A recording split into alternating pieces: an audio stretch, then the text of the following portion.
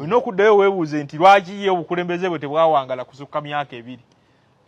oba okitegeera nti ye ne gavumenti bazze bakonta n'emirundi mingi ku nsonga. Alright, wetugerera sawa zineno President Yoweri Kaguta Museveni ebyaddala abasajja bamutadde ku kazito Obuganda butandise okulaga amaanyi gaayo eri gavumenti ya President Yoweri Kaguta Museveni. Bali bamanyi kabaka n'abantu be tebalina amaanyi kati Dani Mulika kye yabakoze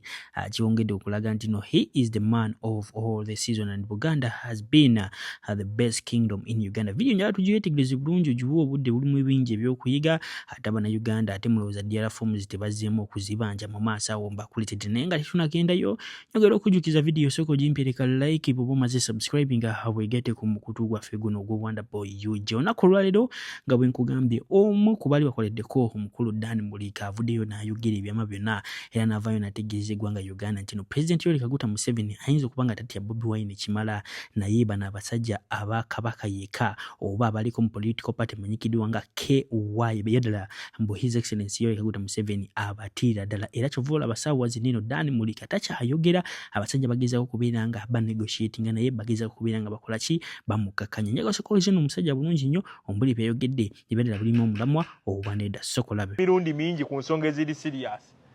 kyovoola nti nno ye bwe yajja omuliro gwali mungi nnyo era abasinga bakyebuuza ne bawakana ne bagamba nti omuliro gwa 29 Katikkiro Mulika ate kuba yakuma okuva 26 paka we yaviirako mu 28 oba 27 nti yajja aleeta oluwonko lwennyini nga ekyamazima nga mujja wano mwatusuubiza kino na kino naye tutuuseewa buli tuleeta ku nsonga zino zennyini ezatulwanya ate oluusi muteekawo ensonga endala ne mutulabanga ababi kati kyobola nti nno yakyayibwa mangu mu establishment ate n'ayagalwa mangu eri abantu wakwe oyinza okwebuuza nti lwaki Katikkiro bonna bulwavayo ensonga eri sensitive bagamba kamera zonna ne TV ne radio zigenda kunoonya ndowooza ya Mulika si oluusi na ndowooza yoona aliko oba neyajjebbi wa Lusimbi oba kitegere kati abantu bonna bamanyi nti ono yabadde atambulanga n'abantu ba bulijjo ono yasobola okumanya ebintu ebirumu abantu ba bulijjo ono yasobola okusensula ensonga n'ajogeranga bwerina okubeera n'ateekubiira kubanga njagala kubuulira ekyamazima nti olwaleero lwennyini mu NRM abaka b'NRM abatambulirwako ensonga oyinza n'okugamba tewali kuba bo kennyini bo omuntu ojja n'endowoozayo naye kasaba kutwala ekyankwanzi mu kokasi ogenda okudda eno nga byobadde olowooza ate tebikyakola makulu wabula endowooza gy'ojja eri gye bakusimbulizamu ne bakuteekamu yekola amakulu okusinga eno endowooza oluusi ey'abantu bo naye kennyini yakikoonyeeko n'agamba nti abantu kasaba genda ekyankwanzi bakomawo boogera olulimi lwa muntu omu ebibiina byonna ebyobufuzi bikokasinga kuba ne NUP erina kokasi ne UPC erina kokasi naye twebuuza nti mu kokasi mujjayo bintu ki olwaliro mu Uganda nti mu kokasi kasaba gamba nti abantu bagenze mu kokasi y'NRM ekyenkwanzi ebintu ebiva ekyankwanzi yeba ndowooza ya muntu omu abantu babiri omanya nti eno ndowooza ajje no Museveni njagala kuwa ekyokulabirako we baali nga wano mutogikwatako omubaka omu baamubuuza Abirigoye yali omwenkanya bagambanga nti tujjawo emyaka kuyamba abaana bavubuka bataba emyaka 18 bavuganye ku bwaki kuwa president Abirigaye yajja buzina agamba ekyamazima nti ewaffe teri mwana muto agenda kwesimbawo kuwa president tugezaako kuyamba General Museveni abukale bulungi mu ntebe y'omugenzi Abiriga mu bannabyabufuzi bonna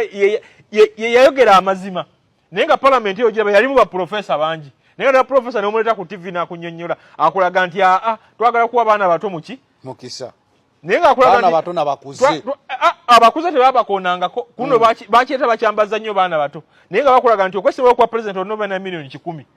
katwagala twebuuze mwana waawo wa senior 6 akaddako yana milioni 10 kwa president naye bajjanga ne bakinnyonnyola nga ye azaki kunnyonnyola akulaga nti alright nga tubitadde ku mabbali Abannayuganda olunaku olwaliro ababadde banyiivu era basazeewo ne bagamba nti no bagenda kola kye twandise total shutdown mwezi ogujja. Video yino ngikuleetedde Abannayuganda bagambye enough is enough, we want you guys to produce the DRA forms. Twagala laba ebyaddala His Excellency Robert Kyagulanyi mu Western Uganda yafuna obululu bumeka era mu butundu ki bwe yasobola okubeera nga afuna mu 0 era kati Abannayuganda basinga bagambye bo balwedde okubeera nga bagenda ne ba foot soldiers aba National Unity Platform basobola okubeera nga babanja DRL reforms ezo omwezi ogujja. Era video njaga sokowulize omu ku ba analysts obagamba nti no bakomezi ba NUP ngeza okubeera nga kunyunya lwaki zino DRL reforms ze ziri mu kubeera nga zireetera President Yoweri Kaguta Museveni obuzibu saba zino ne DRL reforms ezo batazi producing effect chize ina eri President Yoweri Kaguta Museveni awamu ne mutabani we General Muhoozi Kainerugaba eri international community. Video yino galiddiba naye ekisinza okundeeta kwe kubanga tutunuulira ensonga ey'okuba nti abaana babanja DRL reforms oluusi ebiseera ebisinga nze nganze ntera okiteeka ebbali ne ngamba nti balika bakole ekiri nange mbeerako usual information gye mba njagala okuba okuyingira inside stories tuyingire munda ennyo tubaweereze stories then kino ekya DRL reforms abaana balaba basobola okukikola not until you go deep inside nomanya nti bino ebintu ebyebiwandiiko ddala bya affectinga government nogamba nedda kanteekera eddoboozi lyange. Mbadde ntunuulira embeera nga bwetambula ne ngamba nti nedda ofuna nga akaabirako ekyamazima naawe okola ki n'obugere osiita. Both at the trial and on appeal is if we are able to get this real-time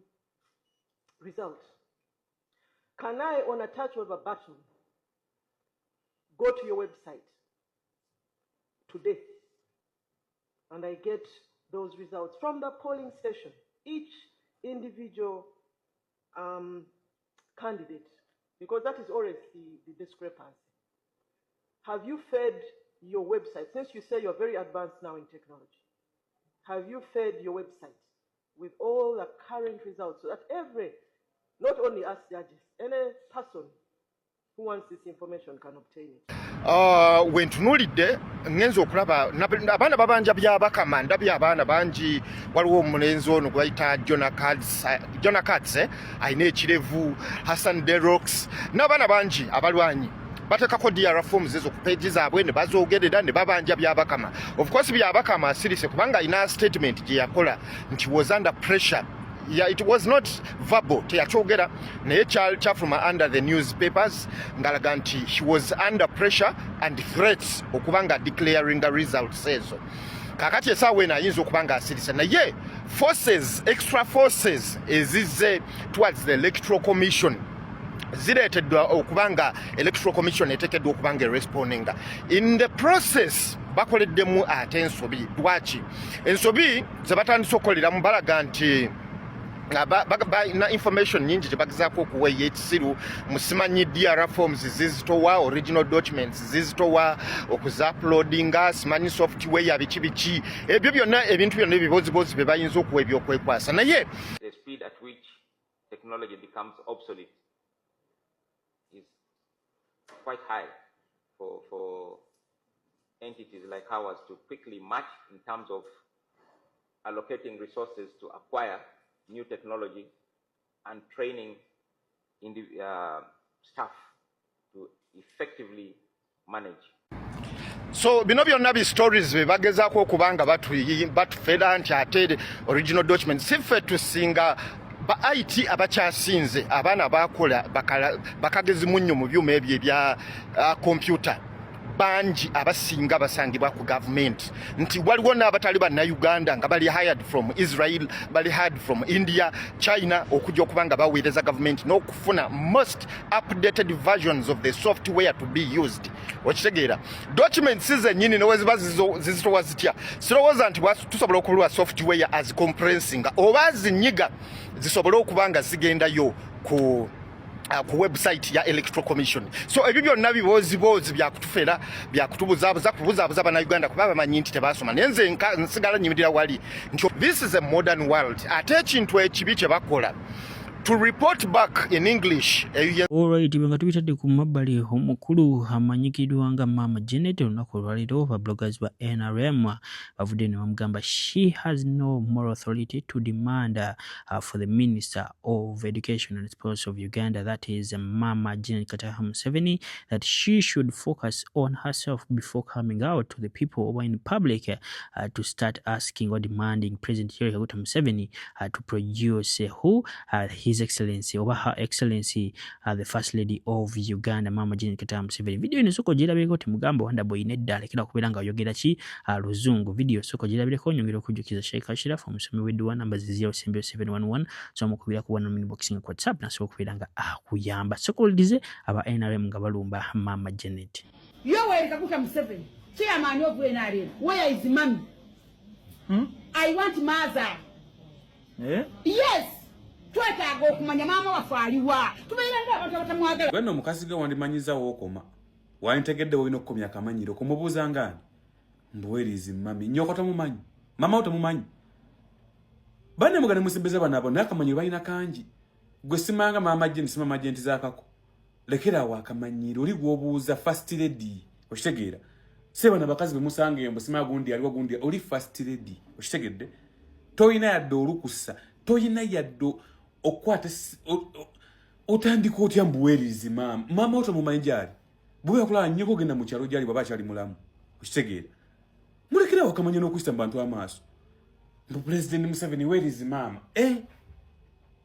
nga bwe yakuzaala eddi lwaki temumanya kwe muyina okukoma olw'olumu manyi bano abantu bwe batusembeza aye twakafuula akamanyiiro okitegeera First family eno bwe tusembeza tugantanka okumanyira obumanyiza abantu kati gwa Janet otandika otyo okubuuza President Museveni bwotyo mbu President Museveni werizi mama mbu tubule mama gyali gwe ngani okitegeera mulekerawo akamanyiro kasusse omubuuza ngani nnyoko tomanyi gyali obolowooza nti Mama Janet nti bebana bakazi si bana beeyo nga muzunga ku kyalo oli First Lady waddemba okusirika ne gwa mwaka kiri gyali okitegedde musomulekera wakamanyiro bana abantu batwagala ennyo ne batwagala aveyo nti tuli bebamu ali mukafula akamanyiro mu abamu otandika otyo okubuuza President Museveni mbuwerizi bomb gwe alo saagala kuddamu kukiwulira kikome